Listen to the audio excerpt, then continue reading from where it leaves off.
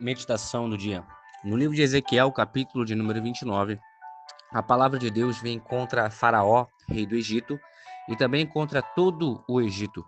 No capítulo anterior, a palavra de Deus veio contra o rei de Tiro, e também é feita uma lamentação sobre o rei de Tiro, onde Satanás é tipificado no rei de Tiro e o Senhor dá alguns detalhes da sua queda.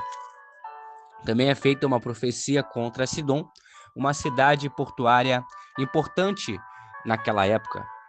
Agora, no capítulo de número 29, a palavra de Deus nos diz assim: No 10º ano, no 10º mês, no dia 12 do mês, veio a mim a palavra do Senhor dizendo: Filho do homem, dirige o teu rosto contra Faraó, rei do Egito, e profetiza contra ele e contra todo o Egito.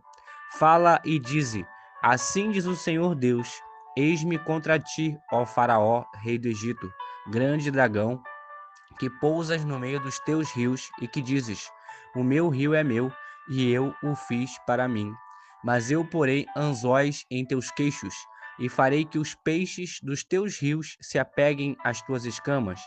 E tirar-te-ei do meio dos teus rios e todos os peixes dos teus rios se apegarem às tuas escamas.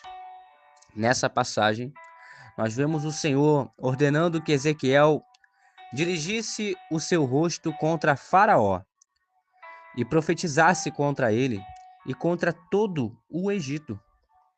O Senhor fala e chama Faraó de grande dragão que pousas no meio dos seus rios. E ele achava que tudo isso era seu e que ele havia feito. Faraó se julgava um deus, se julgava alguém na altura do próprio Deus. E isso é um pecado gravíssimo contra Deus.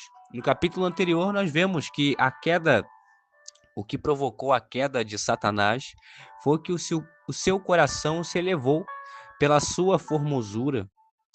A iniquidade corrompeu o seu coração pelo seu resplendor, pela sua grande autoridade, pelo seu grande poder. E acontece algo semelhante com Faraó. Pelo seu grande resplendor, pelo seu grande poder, ele se exaltou ao ponto de achar que tudo aquilo que ele tinha foi ele mesmo que havia feito, né? Os seus rios que ele possuía, aonde ele habitava, ele achava que tudo aquilo era ele mesmo que tinha feito, quando na verdade foi o próprio Deus que havia feito todas as coisas e havia entregado o poder nas mãos de Faraó.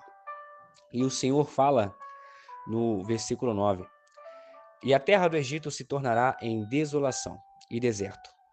E saberão que eu sou o Senhor, porquanto disse: O rio é meu e eu o fiz. O motivo do juízo estar sendo anunciado contra o Egito era a soberba de Faraó.